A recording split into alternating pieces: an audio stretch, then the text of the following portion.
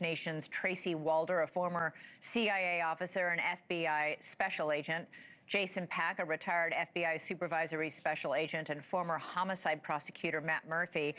Tracy, you predicted this. You said they left that scene far too early.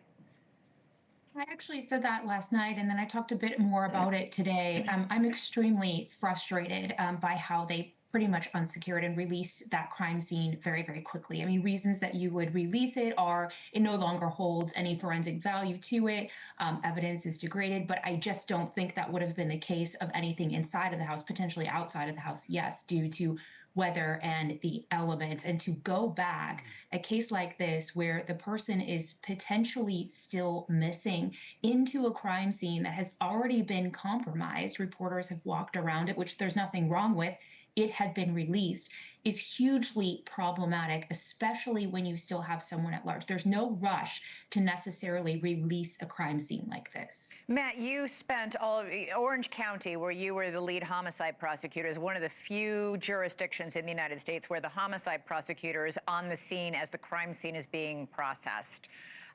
First of all, do you agree? I think a lot of people were surprised that the house was so quickly released, as in we're done, we're finished, anybody can walk up to the very entrance of the house, as our own Brian Enton did. Number one, were you equally surprised as Tracy was that they released that so quickly? And number two, what could they be back there doing now? And is that evidence all compromised? Who knows who's been walking through there? Well, I agree with everything Tracy just said. As a side note, I got to work with the FBI field agents on so many different cases, and they're great. Okay, so Tracy really is a wealth of information. Admin, to the other guy on the panel, not so great to work with as a homicide prosecutor, which is another story. But look, this is mistakes are made in virtually every case like this. You can't really contaminate.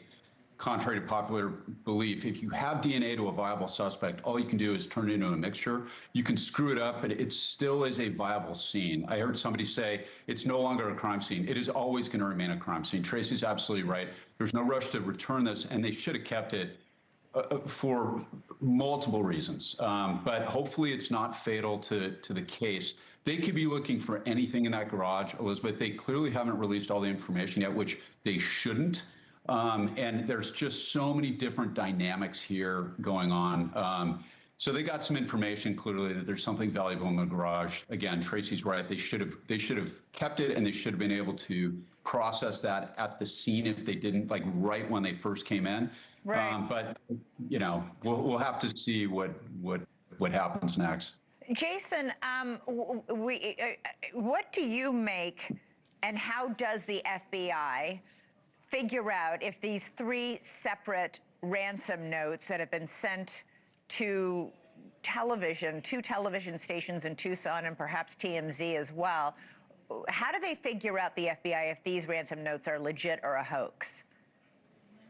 Well, Elizabeth, I was a negotiator for half of my career here. It seems quite unusual to send a ransom note to a media outlet. Right. Usually you want to get in, send it to the family?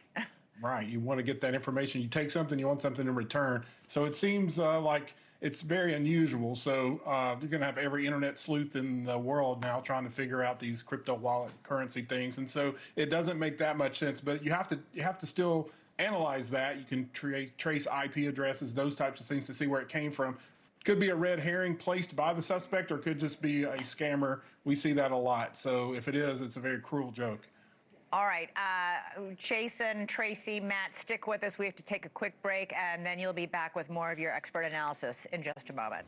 Thank you for watching. Subscribe below and download our NewsNation app right now on your phone, and you will get fact-based, unbiased news for all Americans.